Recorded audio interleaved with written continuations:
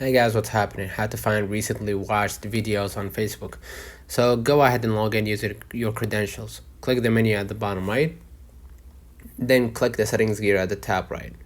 Scroll a little bit down to find the activity log. You're gonna find it right here.